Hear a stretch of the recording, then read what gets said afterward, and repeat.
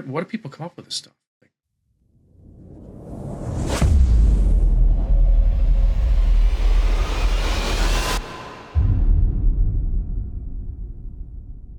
This is the One Accord Podcast. Welcome to our show today. We are talking about Genesis chapters 46 and 47 in our Biblical Theology project. And it's one of my favorite things to do is to talk about the Bible. We're glad you're here with us. And I'm not here to talk about it by myself. So let's go ahead and bring in Greg and Eric. Eric, how are you doing today? I'm doing good. And just to kind of set the stage, this story is at the, I'll say, happy ending part. Sort of. So we're getting toward the tail end of it, and it's an interesting and exciting part of the story, because of some changes that happen. I'm not gonna give anything away. We're gonna see those things as they happen. But I'm excited to talk about this particular part of the story, and I've enjoyed the whole thing up until this point. Well, by your description, you have been giddy like a kid in a candy store talking about Joseph in particular. And so I sure hope that we can maintain this level of enthusiasm on your part for the next 65 books of the Bible. I hope it's not all downhill from here. But Greg, how are you today? Anything new or exciting in your world, or are you your same blessedly boring as always? Yeah, I'm doing very well today. The day we're recording is probably the coldest day of this winter so far, and so trying to stay warm. And sure is nice to be inside today, huh? It sure is. Yeah, I was actually, before our podcast, I read my Bible every morning. I look out the window and I see that. Man, I started praying for everybody that has to work outdoors. I used to do that in my younger years. I worked on airplanes, and so I was outside 365 days a year, and just thankful for temperature controlled, humidity controlled environment. Yuck. Yeah, that'd be tough. So I am also thankful that I don't have to work outside, but God bless everyone who does. I was just talking with a guy yesterday at church who was he has to work outside and use his fingers to do very complicated tasks in the cold. And I said, better you than me. He laughed, which was good, but boy, that is not the job for me. So, well, it's good to see you guys today. Why don't we go ahead and dive right into Genesis chapter 46? Let's go ahead and read it, and then we'll talk about it. So Israel set out with all that he had and came to Beersheba, and offered sacrifices to the God of his father Isaac. God spoke to Israel in visions of the night and said, Jacob, Jacob. And he said, Here I am. He said, I am God, the God of your father. Do not be afraid to go down to Egypt, for I will make you a great nation there. I will go down with you to Egypt, and I will also surely bring you up again, and Joseph will close your eyes. Then Jacob arose from Beersheba, and the sons of Israel carried their father Jacob and their little ones and their wives in the wagons which Pharaoh had sent to carry him. They took their livestock and their property which they had acquired in the land of Canaan and came to Egypt, Jacob and all his descendants with him, his sons and his grandsons with him, his daughters and his granddaughters, and all his descendants he brought with him to Egypt. Now, these are the names of the sons of Israel, Jacob and his sons who went to Egypt: Reuben, Jacob's firstborn, the sons of Reuben, Hanok, and Palu, and Hezron, and Carmi. The sons of Simeon, Jemuel, and Jamin, and Ohad, and Jachin, and Zohar, and Shual, the son of a Canaanite woman. The sons of Levi, Gershon, Kohath, and Merari. The sons of Judah, and Onan, and Shelah, and Perez, and Zerah. But and Onan died in the land of Canaan. And the sons of Perez were Hezron, and Hamuel. The sons of Issachar, Tola, and Puvah, and Iab, and Shimron. The sons of Zebulun, Sered, and Elon, and Jaleel. These are the sons of Leah, whom she bore to Jacob in Paddan Aram, with his daughter Dinah. All his sons and his daughters numbered 33. The sons of Gad, Ziphion, and Haggai, Shuni, and Esbon, Eri, and Arodai, and Areli. The sons of Asher, Imnah, and Ishva, and Ishvi, and Beriah, and their sister Sarah. And the sons of Beriah, Heber, and Malchiel. These are the sons of Zilpah, whom Laban gave to his daughter Leah, and she bore to Jacob these 16 persons. The sons of Jacob's wife Rachel, Joseph, and Benjamin. Now to Joseph in the land of Egypt were born Manasseh and Ephraim, whom Asenath, the daughter of Potiphera, priest of On, bore to him. The sons of Benjamin, Bela and Betcher, and Ashbel, Jerah and Naaman, Ehi and Rosh, Mupim and Hupim, and Ard. These are the sons of Rachel, who were born to Jacob. There were 14 persons in all. The sons of Dan, Hushim, the sons of Naphtali, Jaziel, and Gunai, and Jezer, and Shillem. These are the sons of Bilhah, whom Laban gave to his daughter Rachel, and she bore these to Jacob.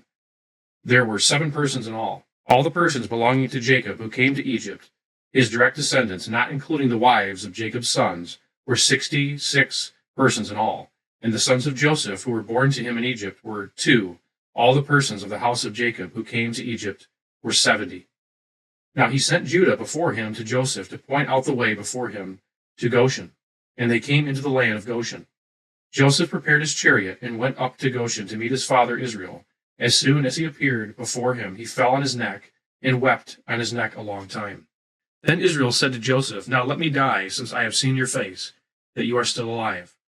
Joseph said to his brothers and to his father's household, "I will go up and tell Pharaoh, and will say to him, my brothers and my father's household, who were in the land of Canaan, have come to me.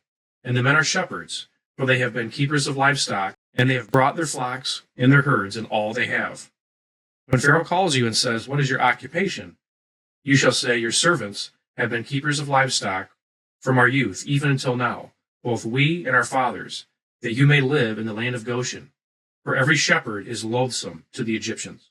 Chapter 46 clarifies at least one thing. It clarifies why Greg didn't volunteer to read that chapter. I know that almost every Bible study that you're a part of or something, someone gets stuck maybe reading a list of names. It's not the favorite thing to do. So before Thank you, we Brother get Eric. Yeah, I appreciate that. I apologize if I butchered any of those names. I think you did great. But I'm sure Mupum and Hoopum are they're fine. Get over it. Yeah.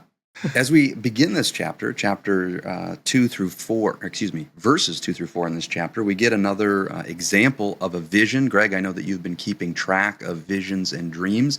This one doesn't record any details. Sometimes we might think of a vision as having some very vivid visual stimulus or something like that, but this simply records a conversation. So I'm sure this is another data point on your checklist that you're keeping track of. But any observations? I mean, what's the importance of this particular vision and other thoughts that you have about this being recorded at the beginning of this chapter here?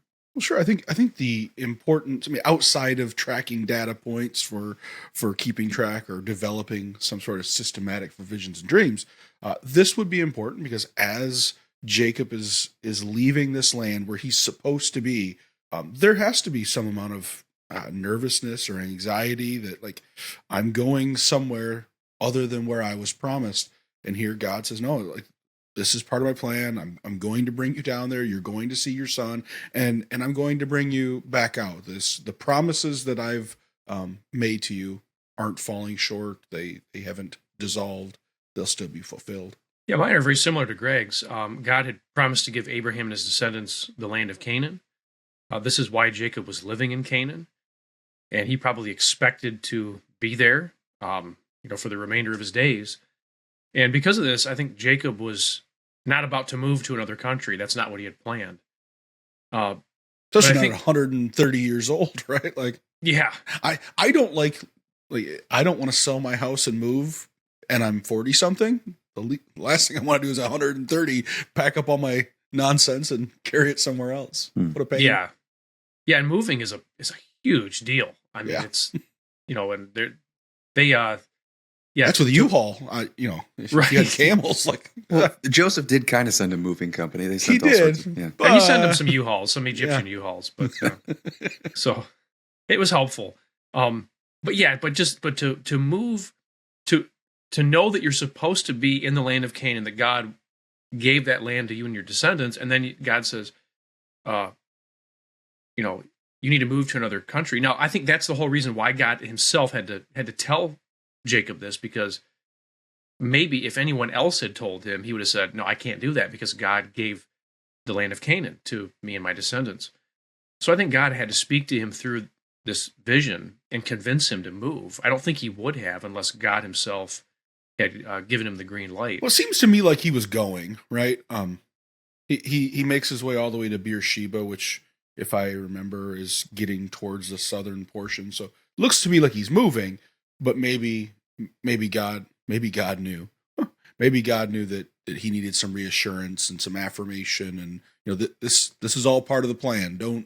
Don't worry, kind of thing. Yeah, I think that's kind of the way that I interpreted. I think he might originally have thought this is a temporary move, and we're gonna go back to Canaan because after all, God gave us this land. So that's the way I interpret it. But it's worth noting that the land mentioned in Genesis 15:13, I know we keep going back to that verse, but the land mentioned there is not named, which means there was no reason for Jacob to have expected to move to Egypt.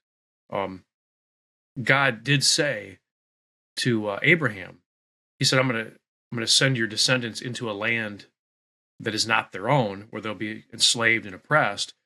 But he doesn't say that land is Egypt. It's just unnamed. So it's not like it's not as if the patriarchs anticipated this, time in Egypt. At least I don't think they probably did.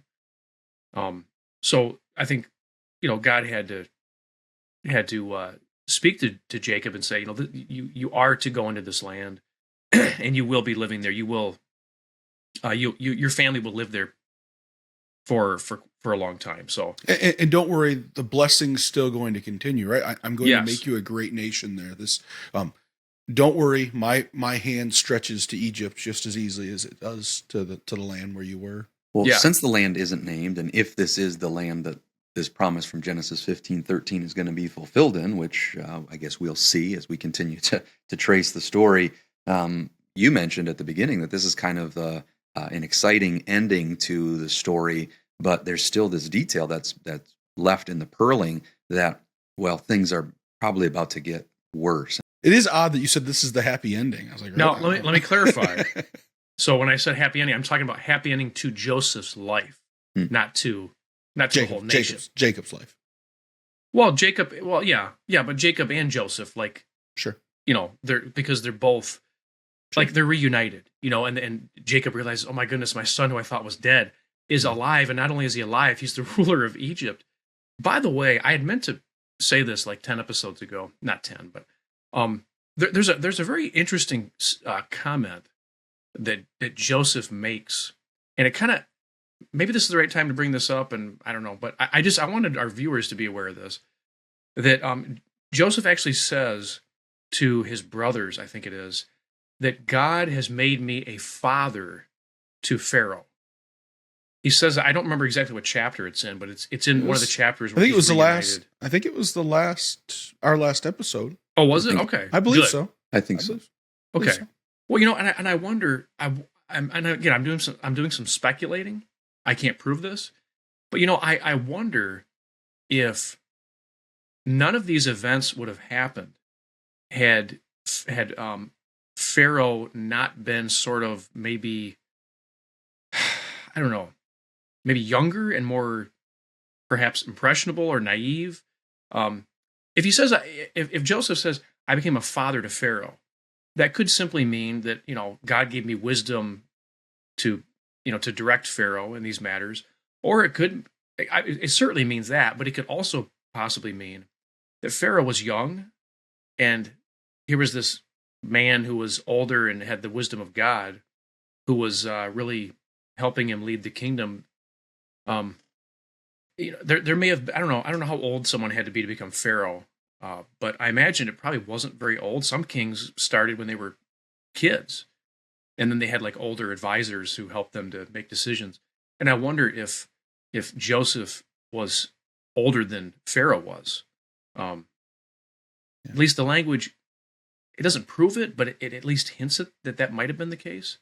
So I point that out just to make the point that it's like God had all these details worked out, even the finest details, and all of this happened exactly as it should have.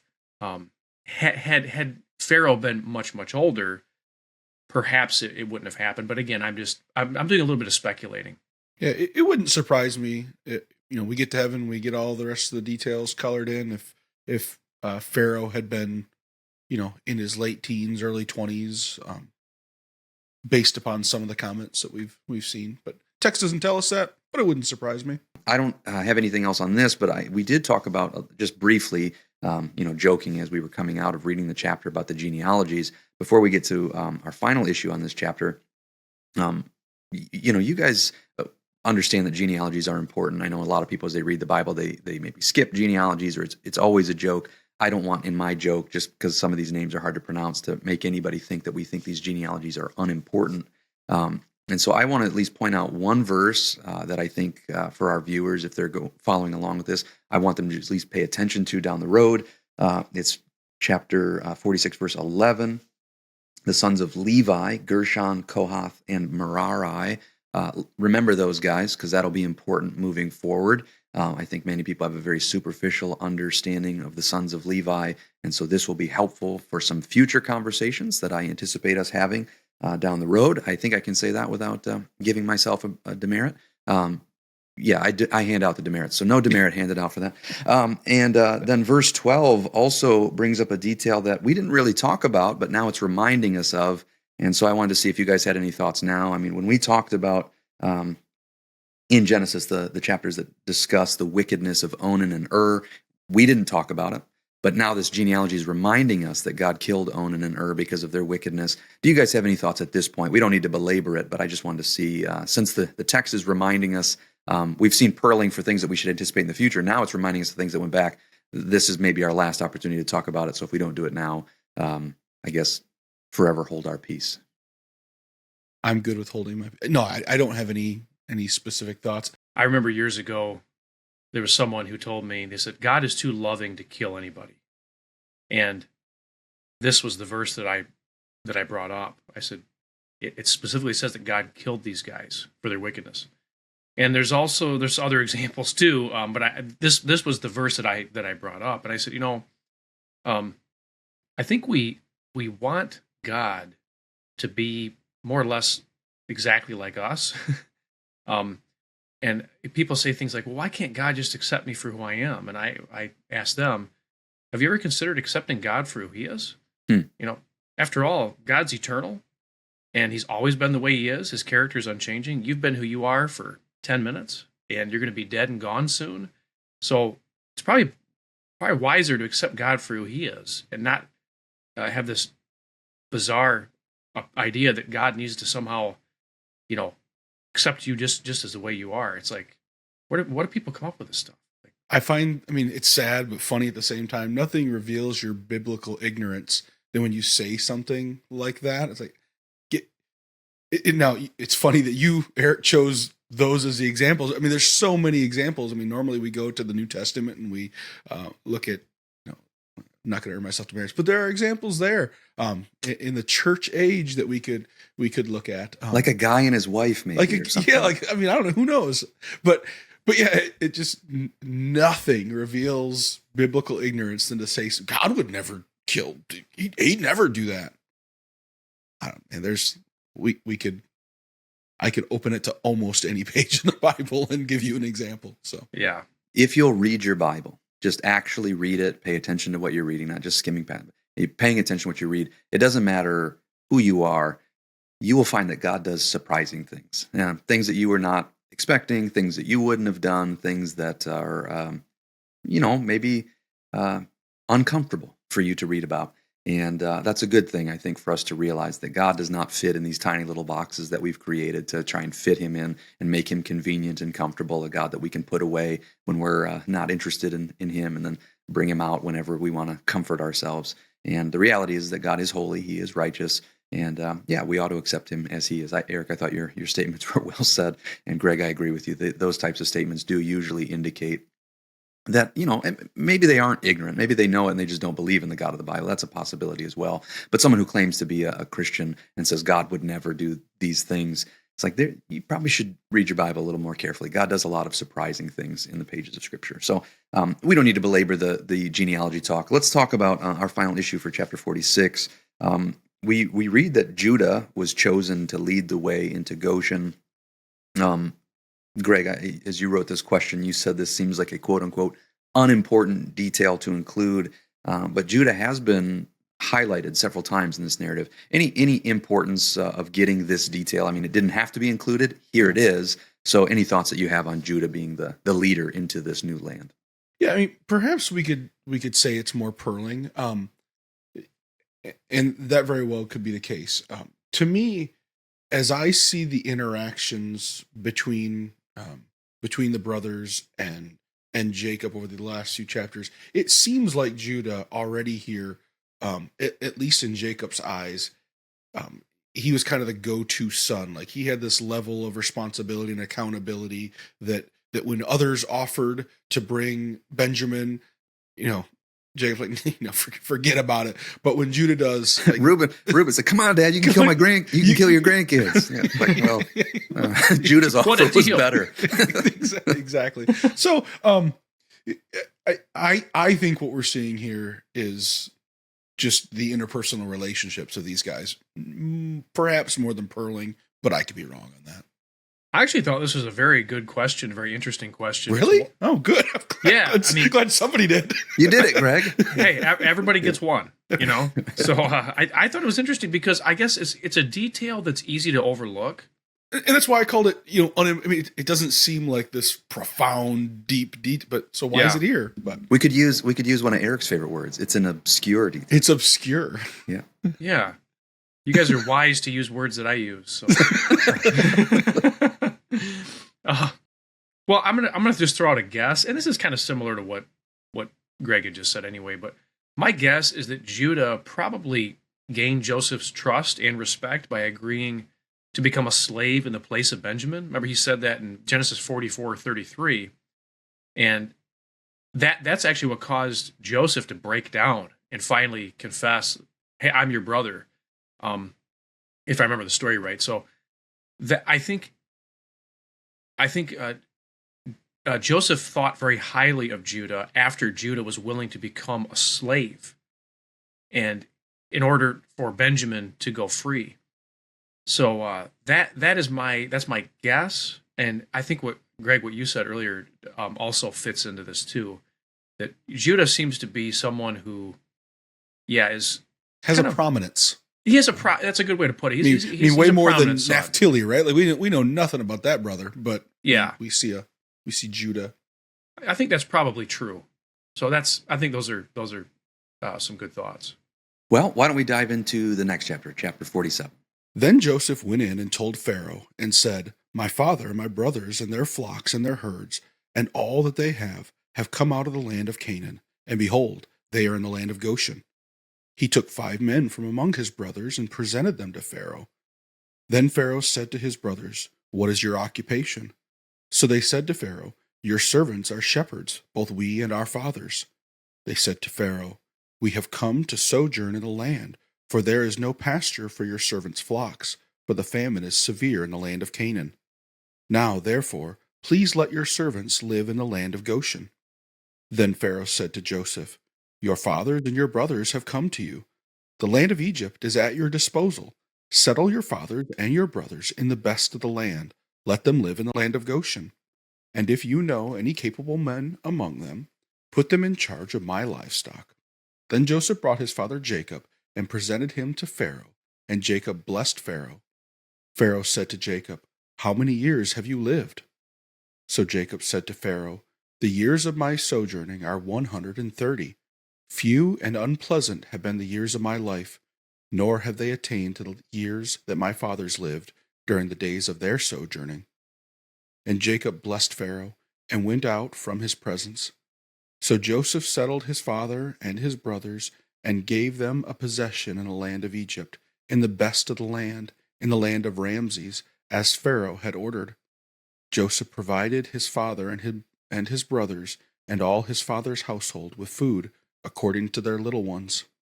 Now there was no food in all the land, because the famine was very severe, so that the land of Egypt and the land of Canaan languished because of the famine. Joseph gathered all the money that was found in the land of Egypt and in the land of Canaan for the grain which they bought. And Joseph brought the money into Pharaoh's house. When the money was all spent in the land of Egypt and the land of Canaan, all the Egyptians came to Joseph and said, "Give us food, for why should we die in your presence?" for our money is gone." Then Joseph said, "Give up your livestock, and I will give you food for your livestock, since your money is gone." So they brought their livestock to Joseph, and Joseph gave them food in exchange for the horses and the flocks and the herds and the donkeys, and he fed them with food in exchange for all their livestock that year. When that year was ended, they came to him the next year and said to him, "We will not hide from my lord that our money is all spent, and the cattle are my lord's. There is nothing left for my lord except our bodies and our lands. Why should we die before your eyes, both we and our land? Buy us and our land for food, and we and our land will be slaves to Pharaoh. So give us seed that we may live and not die, that the land may not be desolate." So Joseph bought all the land of Egypt for Pharaoh, for every Egyptian sold his field, because the famine was severe upon them. Thus the land became Pharaoh's. As for the people, he removed them to the cities from one end of Egypt's border to the other. Only the land of the priests he did not buy, for the priests had an allotment from Pharaoh, and they lived off the allotment which Pharaoh gave them. Therefore they did not sell their land. Then Joseph said to the people, "Behold, today I have bought you and your land for Pharaoh. Now here is seed for you, that you may sow the land. At the harvest you shall give a fifth to Pharaoh, and 4/5 shall be your own for seed of the field, and for your food, and for those of your household, and as food for your little ones." So they said, "You have saved our lives. Let us find favor in the sight of my lord, and we will be Pharaoh's slaves." Joseph made it a statute concerning the land of Egypt, valid to this day, that Pharaoh should have the fifth. Only the land of the priests did not become Pharaoh's. Now Israel lived in the land of Egypt, in Goshen, and they acquired property in it, and were fruitful, and became very numerous. Jacob lived in the land of Egypt 17 years, so the length of Jacob's life was 147 years. When the time for Israel to die drew near, he called his son Joseph and said to him, "Please, if I have found favor in your sight, place now your hand under my thigh and deal with me in kindness and faithfulness. Please do not bury me in Egypt, but when I lie down with my fathers, you shall carry me out of Egypt and bury me in their burial place." And he said, "I will do as you have said." He said, "Swear to me." So he swore to him. Then Israel bowed in worship at the head of the bed. To see Jacob as blessing Pharaoh is somewhat interesting. You guys have any thoughts on just this interaction between Jacob and Pharaoh at all? Yeah, I guess nothing concrete. It's quite clear that he's older than Pharaoh. So is this blessing some deep theological thing, or is this Jacob just giving some sort of pray? I guess I would want to know more before I treaded too deep down that path. Yeah, my first question was, is this the same kind of blessing that we see, for example, in Genesis 27, I think it was, where, when Jacob got the blessing rather than Esau. I wonder if it's that kind of blessing, or if it was just like God be with the king or something like that, right? Like some kind of just kind of like an act of respect. Like, I'm going to bless you because this is respectful, and I'm showing you reverence by doing this. So I guess I kind of wonder what the nature of the blessing was. It is interesting. We don't get the content of it. We just get that it happened, not what was said. So it's curious. Like I said, it just kind of jumped out at me. So we don't need to take it any further. Perhaps more interesting, we do get a lot more detail about this plan that is now taking place. God has been working to bring this about. He told Joseph in dreams. It's why Joseph's in the position that he's in. And then Joseph is enacting this stewardship, which results in people selling their lands and themselves. What do you think about everything that kind of Joseph was overseeing as this, Greg, I think you wrote this transfer of ownership, quote unquote. I mean, people are literally, everything is becoming Pharaoh's at this time. Yeah. It so far as I can recall, and without running ahead, I don't know that this has a big impact on the story that we're going to be examining, but it has an impact on someone's story, right? Like, there is historical import for the people of Egypt over the next 1,000 years as to why Egypt is the way Egypt is because of this. Right? Like if my, let's say things in America changed and I had to sell myself to the American government, that's going to have consequences for my children's children for many generations. And so as a historical point, I find this very interesting and would be interested to learn what consequences this had for Egypt or what things were like. We watch our movies and we read our Bibles and we develop these mental pictures of what things must have been like. But in some way, the people of Egypt lost some sovereignty over themselves and over their lands and over their animals based upon this. So I would be curious to know more. I think when I first read this, I thought, wow, 20% is a lot. But it's actually not a lot. I'd be okay with this tax system. I actually, it really, if you look at the whole situation, when it says Pharaoh bought all their lands, it really, he owned the land in I think a limited sense because he only required them to give 20%. They could keep 80% for themselves. And so it doesn't seem as unreasonable as what I had originally thought. And also, there were other cultures at that time where the king got 50% of all the crops, of all everything that was brought in. So 20% is actually a relatively small amount when you compare it with some of the other cultures of that time. And also, it's interesting too that in Genesis 47:25, the verse makes it sound like the people were in hearty agreement with Joseph. It says, so they said, "You have saved our lives!" ! Let us find favor in the sight of my Lord, and we will be Pharaoh's slaves. It sounds as if they were pretty thrilled about this. And now it's like, it's hard to believe that someone could be thrilled about slavery, but the point is, their lives were saved. Like if he would not have done this, they would have been dead. So this was an act of, it was kind of a desperate situation, but it was merciful in a sense. And these people were saved because of this. So at first glance, someone might think, "Oh man, what a tyrant."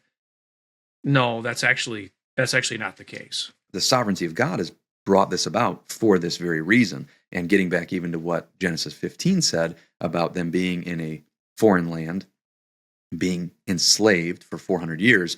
I mean, now it's if we were even thinking, well, this might not be the land. It sure seems like we're all moving in that direction, that this is the means by which God is bringing this about.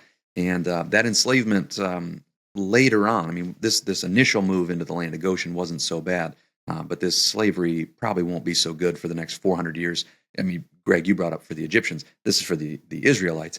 The next 400 years would probably be a bit tough. Can I just say one thing about the slavery issue? Yeah.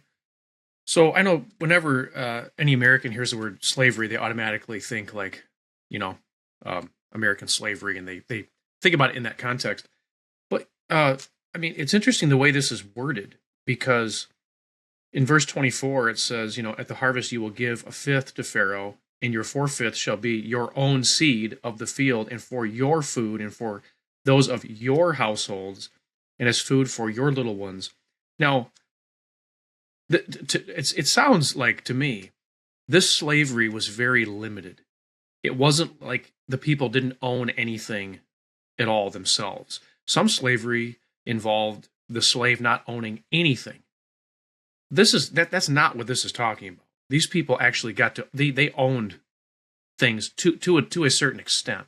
Yeah, and I'm going to agree with you, except that there was a transfer of sovereignty, because before this day, they kept it all. It was theirs. It belonged to them. They belonged to themselves. Their land belonged to them. So on one hand, yes, again, I would take a flat 20% tax rate if that were to be offered to me.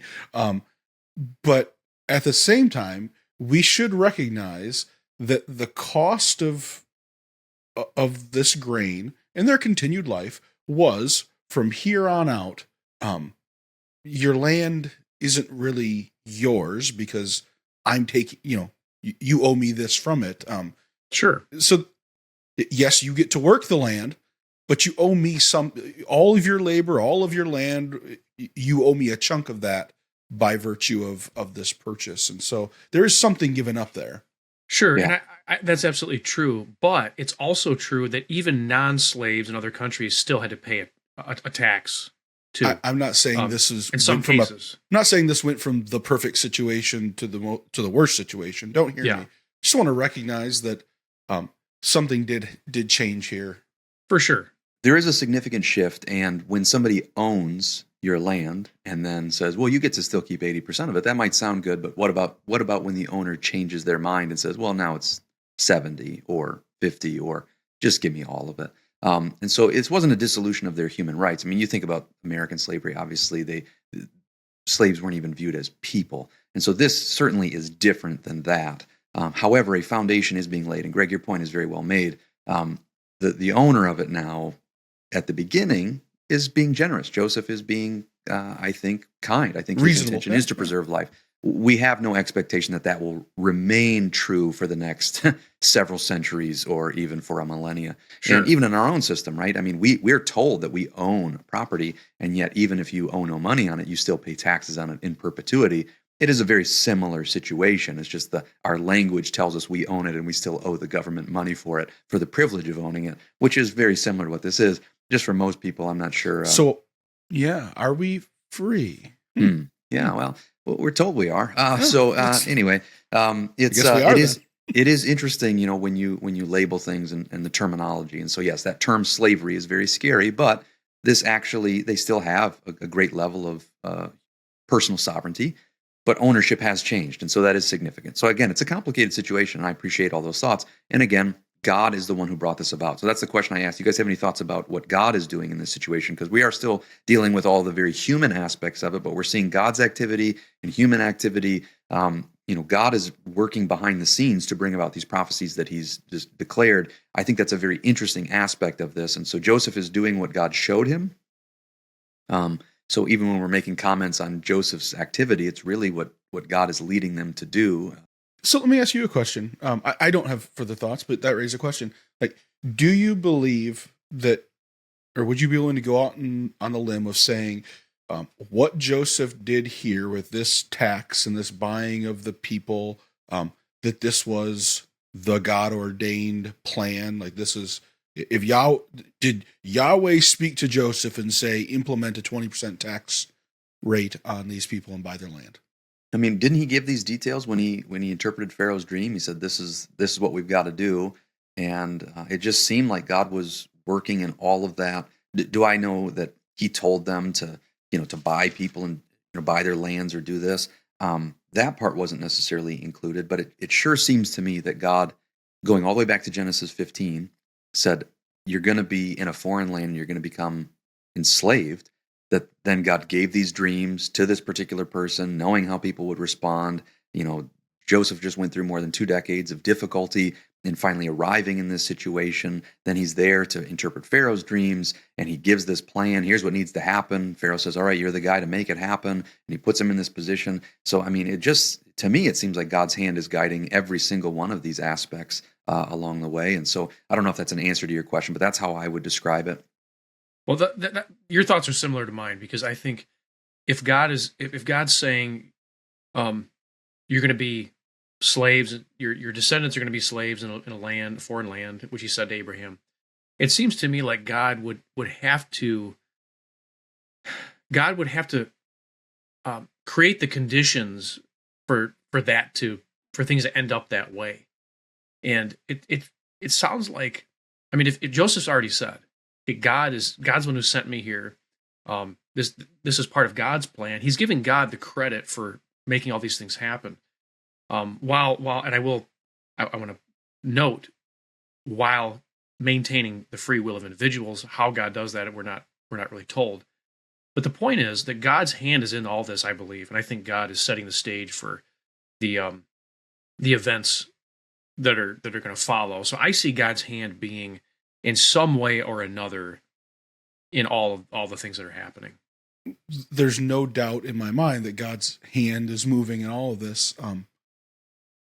I just read this and I go, I'm not necessarily convinced that everything that happens was a direct result of instructions from the Lord, right? Did Joseph have to charge these exorbitant rates? He didn't have to.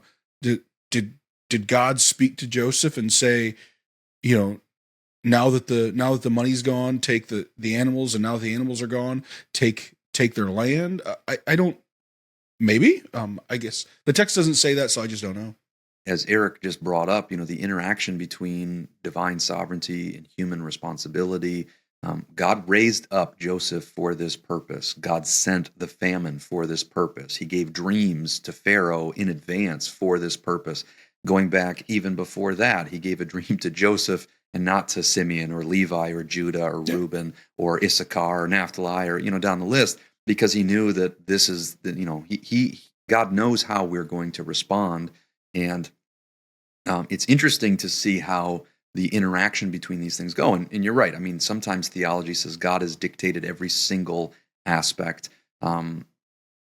Whether he has done that or not is curious, but certainly with God saying these things are going to happen and then doing all the things that it told us that he did do, to me, it doesn't seem like God is leaving anything to chance. I mean, he said these things will take place, and this is how he's doing it. And so exactly how that is detailed, I'm not comfortable to go beyond anything that the text has told us. I don't want to attribute to God saying that he gave Joseph a checklist that the text itself doesn't say. And so I'm not trying to say that now, but I do at least want to pull back the curtain a little bit and just remind everybody, especially as we're asking a question about what Joseph did. I just want to remind us of what God did. And God brought Joseph here for this purpose, to preserve life. But it also was going to be the turning point, I think. I mean, if there was some other means that God had of trying to bring about slavery in the land of Egypt to fulfill Genesis 15, we're not told what that is. And so it might be speculation, I guess, but it sure seems like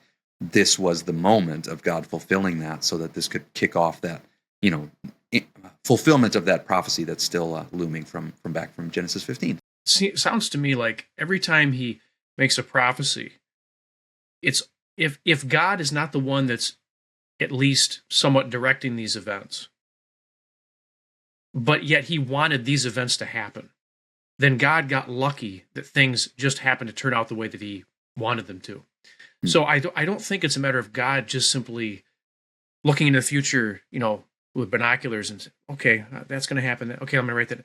I think, and I'm being ridiculous, but the point I'm making is, if God's hand isn't in it, then he's getting lucky if things turn out the way he wants. So it seems to me like he has to be directing these events somewhat, to some extent, in order to get the outcome that he desires. Yeah. So that's kind of the way that I look at it. He's very much in control of bringing these things about, even though he's not doing it in a mechanistic way or treating these guys as if they're puppets. And I want to keep our eyes open as we continue to go on of when God is stating that he's going to do something, and might see people that aren't cooperating as well. People maybe that are trying to thwart God's will or something else. I think that that would be an interesting conversation to have if and when we find passages that might fall into that category. But here, we had some conversation about it already. These guys, these brothers, they had an intention. They had something that they were trying to do. But God had something that he was trying to do. And we see that God's intention is the one that is winning out. Even when people are trying to do something else, God is still working behind the scenes. And sometimes it just comes to the forefront. Other times it completely recedes into the background. But God is at work. And I think that anytime, at least if I'm just building my theology based on what I've seen here, I would think that anytime things are starting to get off kilter from what God wants to do, we'll see God interact and bring things back to what he's trying to accomplish. And he can do that through visions. He can do that through dreams. He can do that through all sorts of stuff, which we've seen all throughout this book so far. So I'm not trying to get so far ahead into saying, other stuff. Let's keep these things in mind as we continue to go and see how God works. And I don't think that that's mechanistic, but I do see a God who seems willing and able and interested in interacting with his creation and members of his creation in ways that even to the point, getting back to and Onan, that when they're doing stuff he doesn't like, he's willing even to take players off the board. I'll kill you if I have to. He will do whatever he needs to do. And his sovereignty, Greg, as you've reminded us many times, doesn't just exist in the lives of the people that he's chosen. It doesn't just exist in the region of some particular land. It's the whole earth. God is able to do this everywhere and to everyone, whether they agree with him, acknowledge him, believe in him, worship him, whether they live in some territory or not. God's sovereignty is over all these things. And yet so often he just recedes into the background. We see the actions of human beings, which again is not, they don't seem like puppets to me. And they don't seem like they're just mechanistically doing everything that God wants, because sometimes they're doing things that God doesn't want. And that's when judgment comes. So all those things I think are fair game, at least as I read it. Again, if you guys think any of that's unfair, I'd love to hear your perspective. If not, we can move on to the next issue on our sheet. We're good. Let's press on. Let's press on. Well, I guess a pretty brief question. Why didn't Israel want to be buried in Egypt? Well, I think the first reason is just that Jacob wanted to be buried in his family's tomb. Yeah, I think that much is obvious. I guess when I wrote this question, I'm thinking why? Like, why is it important where your dry, dusty, dead bones live? Right? Because the bones don't leave for another few hundred years after this. So, why is that important? And does it speak beyond his story? Like, should it be important? If you said to me, Greg, how do you want to be buried? I'm like, man, you put me in a pine box, like throw me. I don't care. I don't care where you bury me, how you bury me. I mean, I'd kind of like the whole Viking funeral pyre on a ship thing. Push me out into the ocean with a big we pile can do of that gold. this afternoon if you want. Well, it's kind of cold. Let's wait till spring at least. It won't be cold for you for very long. Not very long. Yeah. But like, I don't care because I'm dead. So what was the worldview? And was the worldview valuable enough that I at least ought to understand it? Or should I be adopting it? Like, how do these things... Yeah, that's some of what's going on in my background as I write that question. Well, that is a good question. And should you care about this? And what's your answer to that? I don't know that I have an answer that I'm ready to articulate, but I find it especially interesting to ask in this day and age where we want to have these open societies and open borders. And, it's one of the greatest sins ever to love your people, to love your, the neighbors who have been your neighbors for decades or for generations, or the idea that we have a people group that we identify with, that we want to be buried with, we want to raise our kids with, more than other people groups that are basically strangers. That's a wicked, intolerable sin in our day and age. Yet we look at Joseph and we go, yeah, of course, or Jacob, and we go, of course he wants his bones to be buried where the bones of his people are at. It's reasonable and commendable and good and right for him. But it's somehow nationalistic and evil for us. I wish that when you had originally wrote this question, you would have been maybe a little bit more specific, because the way that you just phrased the question now, I think, is a lot more interesting. Yeah, sorry. Because that's actually an excellent question, a fantastic question. So I got two. I've got two excellent questions. Hey, you know what? You're nailing it. You ended up there. You started with one. As originally we haven't written. even gotten to the excellent question yet. So yeah, but second. Well, I think, let me just throw a guess out there and see if it sticks. But I think this is what I'm assuming. If you want to be buried in that way, like, for example, they could have just said, burn my body to ashes and throw my ashes in the ocean or whatever. That would be one possibility. But the fact that he said, I want to be buried in my tomb, my family tomb, I want to be with my family members, I want my body apparently to be intact, at least my bones, to be intact. That kind of hints at some kind of expectation of the afterlife. And I'm not talking about necessarily the afterlife, like the moment after you die, but like maybe they anticipated that there was going to be a future event in which their body was going to, be resurrected or something, and to have a body intact at that time rather than burned to ashes. Maybe they thought that would be better. There would be some advantage to that. Maybe, Again, but I don't speculating. see. Yeah, I don't see any. As I've read the text so far, I don't see any theology of resurrection. So when I get resurrected, I want to be right there next to Abraham. There seems to be some value placed on my bones lying in the same hole or in a hole next to the bones of my people, of my fathers. So the value, I don't see it, but maybe you're right. I don't see it being upon some resurrection, but there's an importance, a significance of where my bones lay, and that significant being near my people. Would you add anything about the description, even going back to what he said to Pharaoh?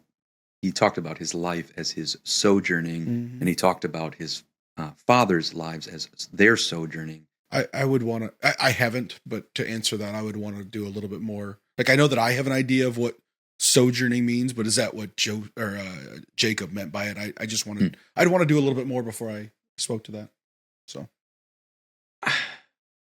I can't help but think of a verse that we're going to be coming upon very quickly in the book of Exodus. I'm not going to say what it is, but if I think, I don't want to. Just do it. You're already there. I mean, well, no, but don't tempt me, Greg. I know your tricks. I'm very sneaky. Deceive me. Very, very sneaky. Well, I think, like, you know how we talk about some verses say things explicitly and some verses say things implicitly. I think there's actually more implicit meaning in some of these verses than we realize. Now, we don't sometimes know that until we get to the New Testament. The New Testament sheds a lot of light on this. But I think that there are some verses we're going to come upon that have huge implications that you could easily read right over and not even pick up on until you get to the New Testament and go, wow, that verse, that expression is actually loaded with meaning. And you'd never pick up on it, probably never pick up on it until, if you just did a quick read through. So I think they did have some kind of theology about or some kind of idea about afterlife and what God was going to do there. So I don't know. We'll get there when we get there. Interesting conversation. We don't need to speculate anymore. So let's move on to the next issue. Greg, I think we're just foreshadowing that this is perhaps the most interesting question that we had to talk about. But as we think about this situation, it does kind of seem like a powder keg. We got at the end of last chapter that this is loathsome to the Egyptians. We'd seen that before, that this was loathsome to the Egyptians. Now these people are coming into this land, and things seem great and good with Joseph in charge, and Pharaoh's happy that this reunion's happening. But these other details about this whole situation being loathsome is perhaps laying some purling or some foreshadowing for an explosive reality down the road. So yeah, I guess for me, so again, going back to my comment about Eric saying like, oh, this is the happy ending, to some extent, absolutely. But when the sons of Israel come down, and in the eyes of the Egyptians, it's loathsome, right? Or it's an abomination. It would be an abomination for Egyptians. In the eyes of the Egyptians, it would be an abomination to sit and share a meal with them.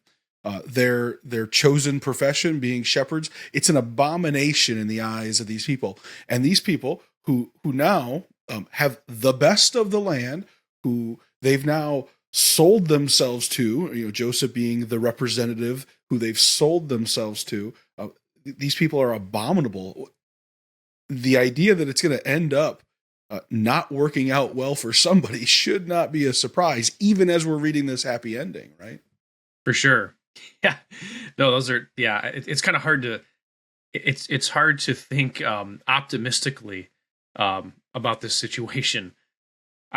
I do think it does seem like God was setting up a conflict. He knew the Israelites were going to be enslaved and oppressed in the land, again, for the 10th time. Genesis 15:13 says that. And these events seem to be preparing for that. And I want to make an important distinction, though, because God didn't cause the Egyptians to loathe the Israelites.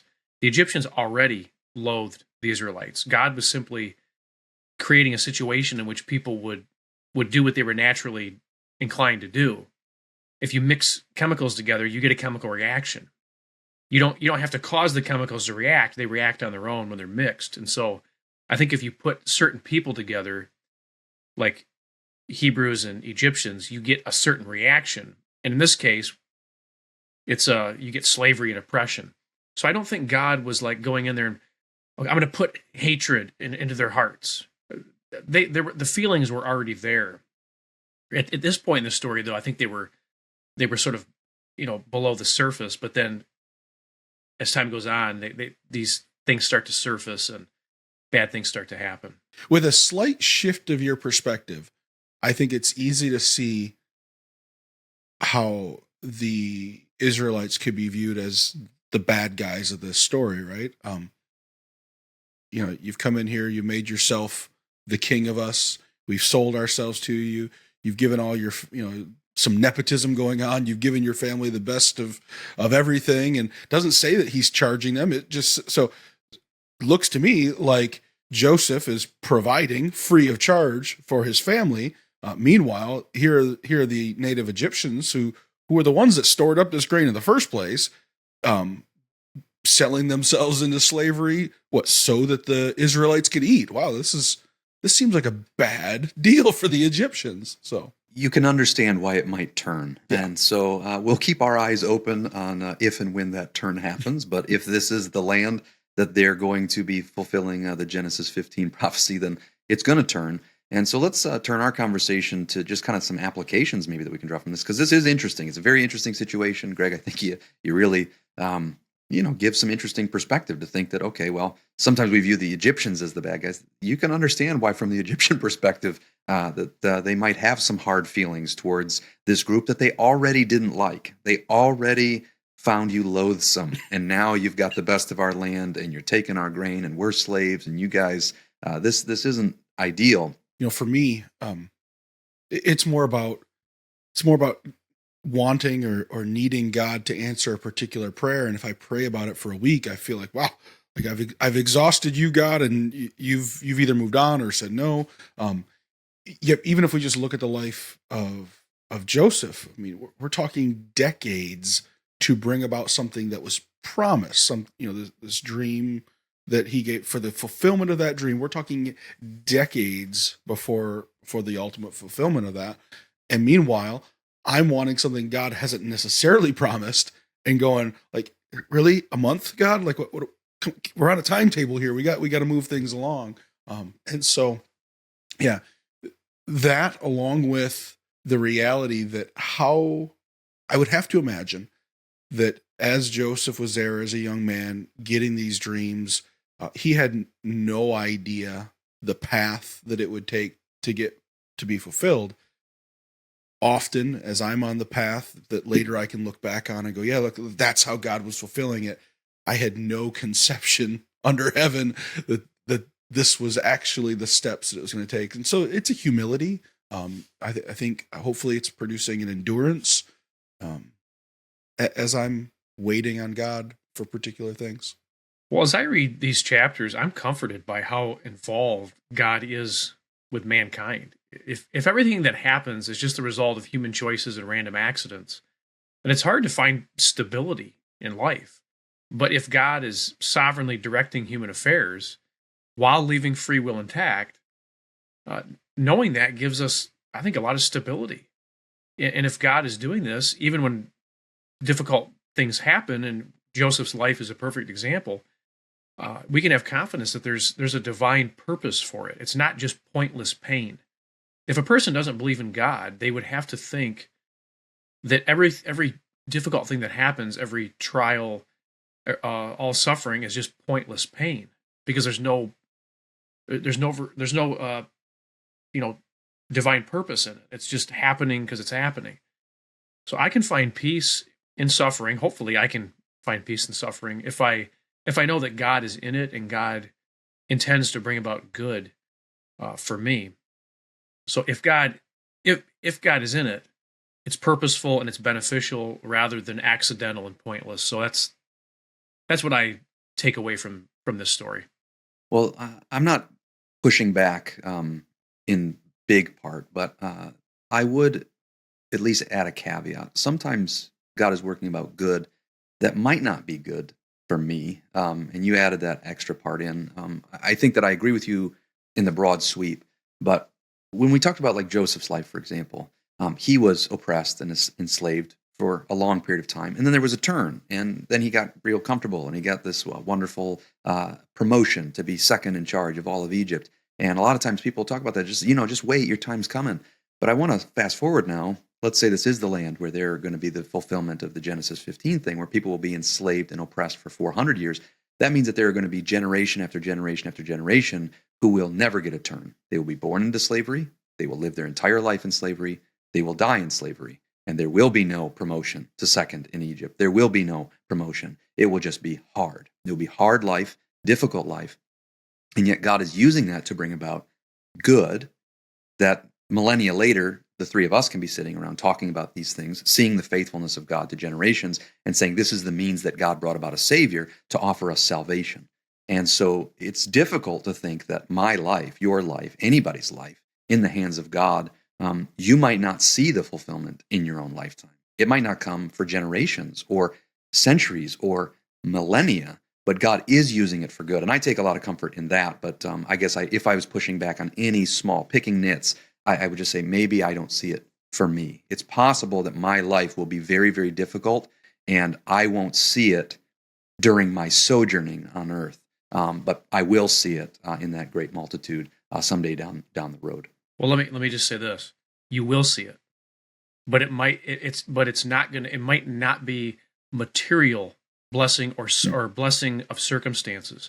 What you will see as a believer, and everybody will, if they walk the path and they just trust God, is a God benefiting you in terms of sanctifying your character. That you will absolutely see, and every Christian will. So when I talk about God working things out for good, I'm not at all talking about. Now, I can't say not at all. Sometimes God does change circumstances, and the circumstances become better. Sometimes we're blessed in material ways, of course. But I'm actually was almost entirely talking about God works through trials. God is always trying to sanctify our character. He's always trying to improve our character. That is, if we're trusting Him and submitting to Him, that will happen. It's going to happen, and we're going to see it. But it's like, I think some people make the mistake of when the Bible says, God wants to bless people, and they look at it like, and you guys don't, but I'm just saying it's common for people to look at this as just material blessing or blessing of circumstances. Well, the blessing might not come in those ways, but if your character is being developed, I think that's an even better blessing. Yeah, and I would just want to maybe improve upon that statement with make it sound a little bit more Sunday school approved, right? Instead of improve your character, He's trying to reshape you in the likeness of Christ. He's trying to make you more Christ-like. And I know you're not saying that. That's what I mean. I know that's what you meant, but for anybody listening with a discerning ear, that's what we're talking about. He's trying to shape you in the image of Christ, and sometimes that looks hard even at the end. Sometimes you're the guy tied to the stake being burnt, and that's a bummer, right? I'm not please persecute me and torture me, and I don't want that. But that may be what God has for me. And praise God. God gives, God takes away. Blessed be the name of the Lord. And so in those circumstances, I think that sometimes people, as they have this faith walk with the Lord, they are deceived into thinking that it will always turn around for them. And quite frankly, it might not. Like, Greg, your point is well taken. We think about history, probably some people were miraculously delivered from the stake or the spit or the pit or whatever, but others weren't. And so the question is, God is able to deliver. He's able to turn things around. He did it in Joseph's life. It took a long time. I think a lot of people sometimes are disappointed because they want that to happen in 30 seconds, not in 20 years. That's me. Right. So if I can be disappointed with that, what if it never comes? But the question is that someday in eternity, because, again, we're not trying to base our entire theology on just what we've read in Genesis. If we believe that the hope that we have is an everlasting hope, and that there is purpose beyond this life, if we could be told, hey, your life, of your individual life, your household, your family, your people, will be instrumental in bringing about salvation to people. Would you want to do that? And you say, well, yeah, I want to do that. It's going to be a miserable, hard life for you. And that's the role that you have. Not everybody gets to be Joseph. Some people just, like I said, are going to be slaves. You're going to be born into slavery. You're going to die into slavery. You might not even be the generation that gets to come out with Moses later. Again, demerits aside, the point of the matter is that many people, I think, get disillusioned with God or disappointed with God, thinking that it has to turn around for them. And so as I'm thinking applicationally, Greg, I think it's a great question. We've seen in Genesis up to this point, sometimes God does things amazingly quickly and he can turn things around. Sometimes it takes him a long time. Thinking back to Abraham and the way that he fulfilled things in Abraham's life. And some people are disappointed. They're going to be disappointed with the way things that go in this life. But God is still working to bring about good. It just might not be good in the way that I think about it. And it would be hard to think that your entire life living in slavery in this land, being oppressed and enslaved for your entire lifetime, because you're somewhere in the middle of that 400 years, that would be quote unquote good by any standard other than on a much broader spectrum where you're looking at God's timeline rather than our individual timeline. And I wonder if that's what they mean by sojourning. Like our life is a blip on this.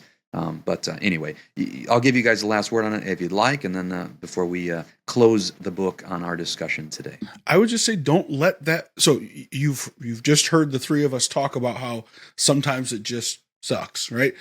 But that shouldn't be the discouragement, because we aren't. But God is still good. Yeah, sometimes it sucks, but God is still good. And we aren't living for this life, right? Like I am not. My sojourning here, the ultimate purpose isn't the sojourning here. I'm sojourning here, giving glory to God now for an eternity, right? Like that's what I'm looking forward to. Whether it's good or bad here, man, do I want to be good here? Of course I do. I'm not sitting here flogging myself hoping for misery. Like that's not who I am. And I don't think that's what the Bible tells us to be. But we are looking ahead. And now I don't want to look ahead too much in the Bible, but it's not about here. It's here. It's about here now, but for a purpose later on. That's good. Yeah. And even again, like going back, and I know I keep going back to this verse, but when God says your descendants are going to be slaves and they're going to be oppressed for a very long time, the implication is it's going to get worse before it gets better. And I think sometimes that's just the way it is. And sometimes it gets real bad. And there are certain generations that never see the fulfillment, and they just happen to be living in a time where they don't get to see it, but just know that better things are ahead. And sometimes, and this is not going to make everyone super encouraged, but sometimes it's going to get better only after you're dead. And that's just, and I don't even I hope that's not. I mean, I can't relate to some of these things that we were reading about, because my life is not bad at all. But I don't know. That's just, sometimes that's just the way it is, I guess. Maybe you're sent here to torture us. I said I'd give you guys the last word on this, and I still am happy to do that, but I have to just say one more thing.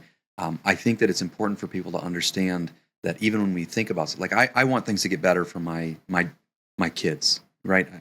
It might get worse. I don't know. I don't know what the future holds.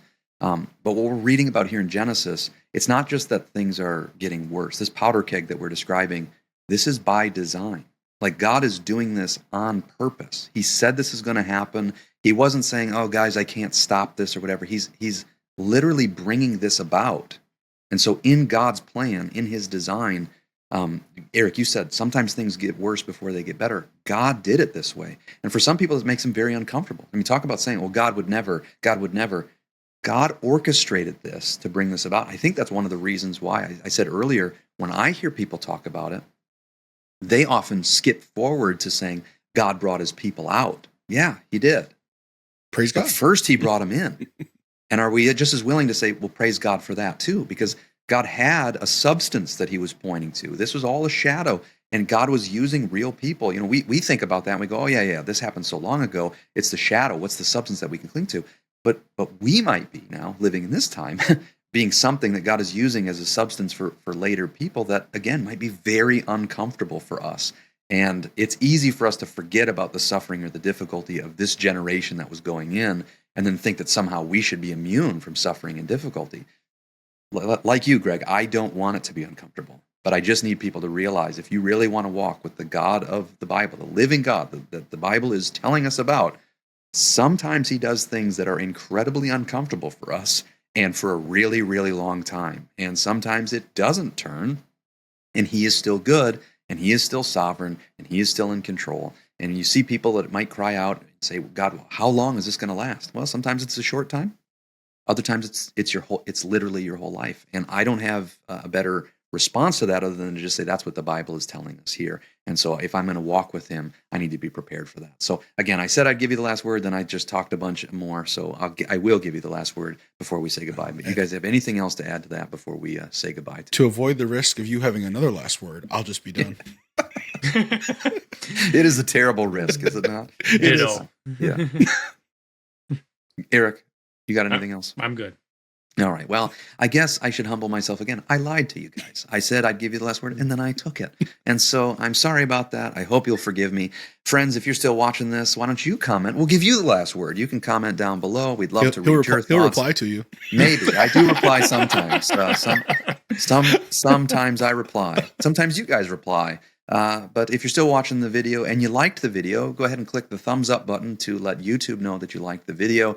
And subscribe if you haven't subscribed already, because we have many more conversations to go. Not on Genesis, we're almost done, but for the rest of the Bible in this biblical theology project. And until we see you all again, get equipped, obey your King, and glorify your God.